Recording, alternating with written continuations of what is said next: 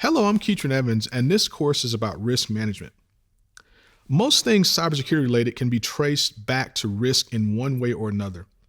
Our news cycles are full of data breach information, vulnerability information, and new hacks. But just because that new hack sounds devastating when we read about it or see a demonstration about it, doesn't mean we're at risk of it happening to us. There are many factors to consider when figuring out whether that new hack is likely to affect us and further, how it will affect us. This is where risk management comes into play, and if there's not a good risk management practice in an organization, you're really just throwing darts in the dark at what your cybersecurity strategy should be. What we'll be recovering in this course includes risk management defined and a risk management scenario walkthrough, where I'll actually give you a real risk type of question and scenario, and we'll show you how these solutions are worked out. And you'll also get an idea of why, as a cybersecurity practitioner in other areas, sometimes you might go to an organization with a recommendation to fix something, and they might just completely say, yeah, thank you for your work, but we're just not going to do that fix. You'll see through this risk management process and this risk assessment formula why that may be the case.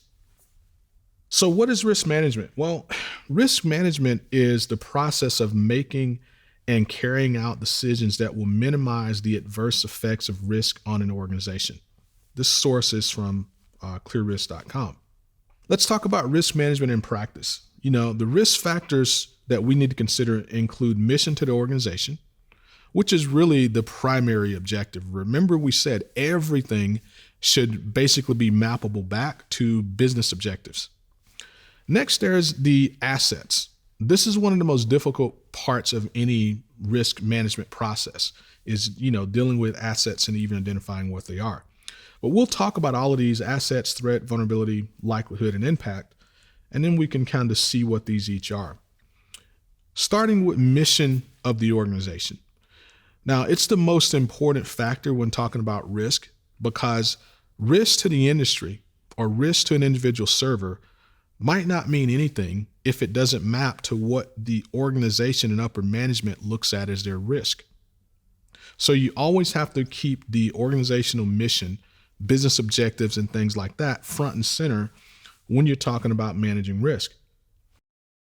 There's also assets. Okay.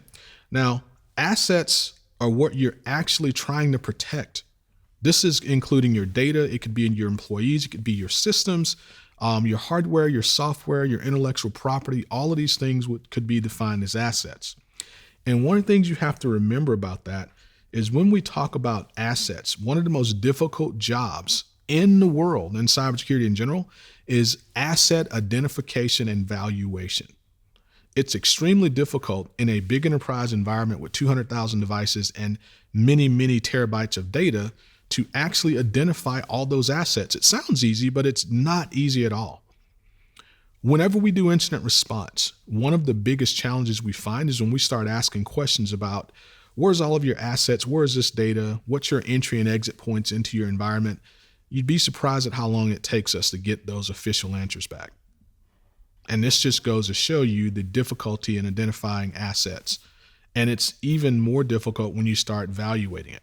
I mean, if you're, for example, Microsoft, how do you evaluate how valuable the Windows kernel is, or the Windows operating system is, or that Windows source code?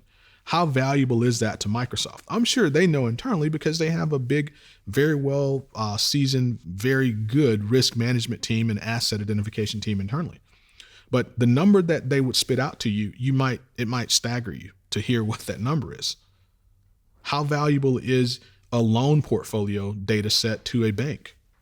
You might be surprised to find out what that is. So evaluating these assets and finding out what is, of what value is a very difficult task, but it's a very necessary task that they do in risk management, because how are you going to know how much money you should spend to defend or protect an asset if you don't know the value? If you have an asset that's worth $10, do you want to spend $100,000 to protect it? No, that doesn't make much sense. Okay. So part of risk management is to come up with these formulas, come up with these ways to identify and evaluate the assets and the data so that now we can do proper risk management. So a threat could cause damage to or a complete loss of an asset. For example, it's attacks on the CIA triad. If you go back to the very first course, the introduction to this path, we talked about the CIA triad, okay? And really threats are attacks or risks to that CIA triad. It's a key piece of any risk assessment, and it's often simulated in engagements such as penetration tests.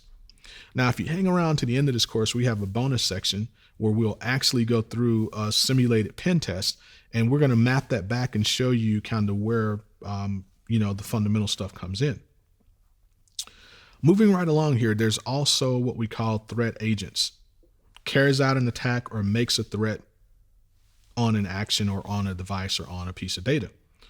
This could be done by hackers, internal employees, or even by malware. These are threat agents. These are the things that actually carries out an attack. Now, vulnerability. What allows a threat to become a successful attack? It's a vulnerability.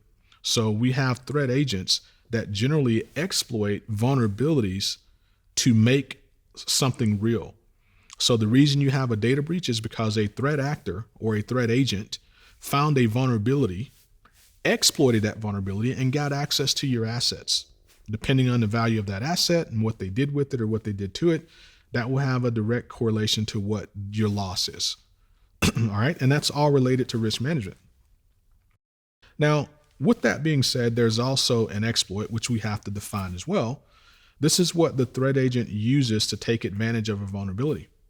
These are usually patched or fixed when discovered during vulnerability assessments, but there are 0 days or exploits that are not known to the author. What I mean is, if I find a vulnerability that works against any browser and I write an exploit for that vulnerability, now I'm the threat agent that has an exploit that can take advantage of that vulnerability. If I don't tell anyone else about it, or I don't tell Microsoft or, Google or the world about this vulnerability, and I just continually keep it secret, that is considered to be a 0-day vulnerability for which I have a 0-day exploit, which means no one can defend against it. No one can do a risk assessment about it because no one knows about it. And that puts me, the threat agent, at an advantage because now I can use that vulnerability and use that exploit to pretty much take over any system in the world that's running that OS or that application that does not know about this vulnerability that I've discovered. So in the world of risk management, we do take that into account as well. So let's look at a classic risk management scenario here. And we're going to bust out the calculator and do a little bit of math. So it says the chance of a Rigetto service vulnerability, this is a classic exploitable vulnerability that I'll be showing you later, is being exploited and leading to a successful attack is once every 3 years. That's what they've assessed that it's likely to happen based on history. The cost for an incident response consultant to respond, if there were one, is $8,000 up front, plus an hourly rate of $10 an hour for other labor. It will require 6 hours of additional labor to properly respond, and it will require another 4 hours of lost staff time, whereas the staff is also paid $10 an hour. The PR and reputation loss would be about $7,000, right? So if we add that together, you got the $7,000 for the PR hit, you got $8,000 for the upfront costs. So right there, right away, you're looking at $15,000, and then you have another $100 because $10 an hour for 6 hours is $60, and then you got 4 more hours for staff. That's $100. So we can say $15,100 is what the loss would be. And this is a standard common risk assessment formula. It says calculate the SLE, the ARO, and the ALE. So let me tell you what these terms mean. SLE means single loss expectancy, which essentially translates to if this event were to happen, what would it cost us for that one event? And the answer we know is about $15,100 in that single incident.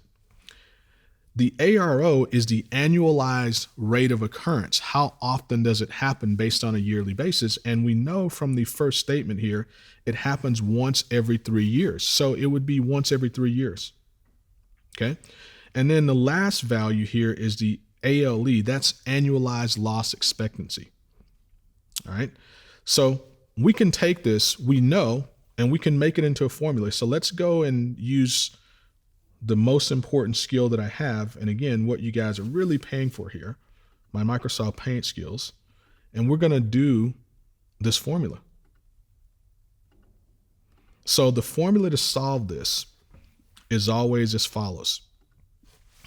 It is ALE, or annualized loss expectancy, equals single loss expectancy times the annualized rate of occurrence.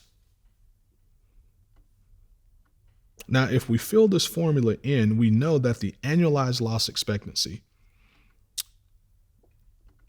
is something that we're trying to calculate. The numbers we have is a single loss expectancy and the annualized rate of occurrence. So the single loss expectancy is about $15,100.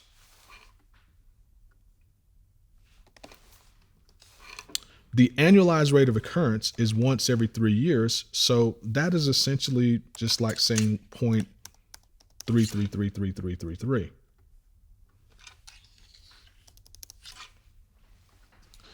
So therefore, if we use our calculator, I'll use my Windows one here.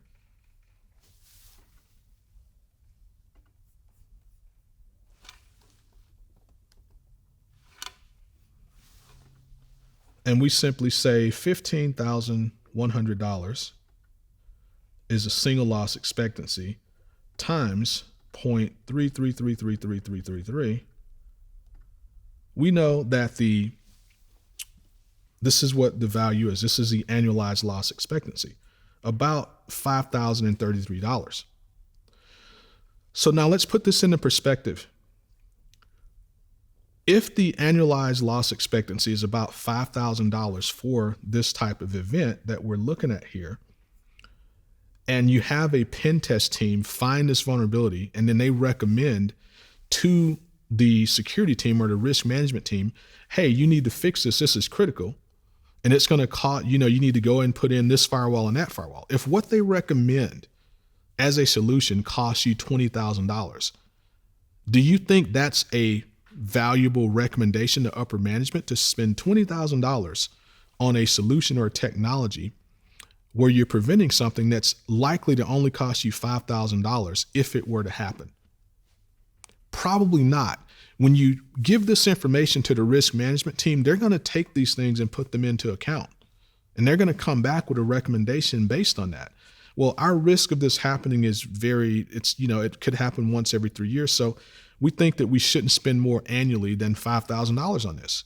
So, hey, security team, go back and do some research, come back to us with a solution that will cost us no more than $5,000 a year, and then we'll give you the green light on it. But if you're coming back and giving us a solution, because if we buy this big expensive firewall, it's going to cost us $20,000 up front, and it's going to cost us an annual maintenance fee of $8,000 a year, you're too much in the red.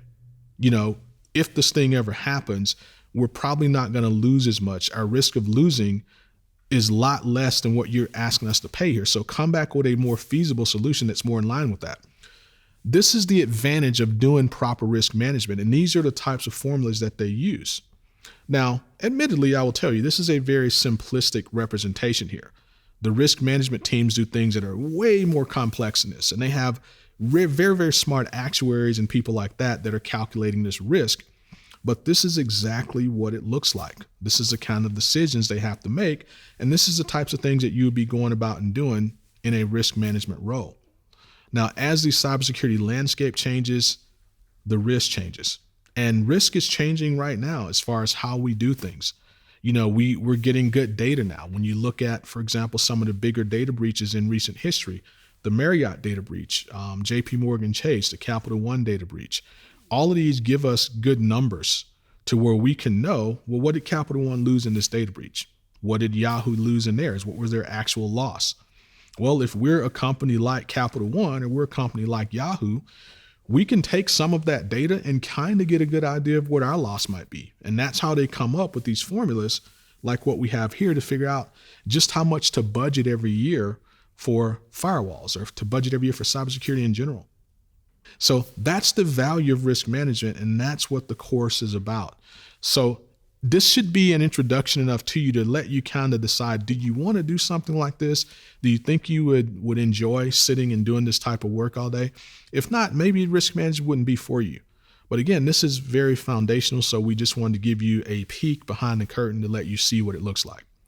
Hopefully you enjoyed this course, and we're looking forward to seeing you in other courses. If you want to see more courses from me, you can go to infosecinstitute.com/author/Keatron Evans, and you can find them.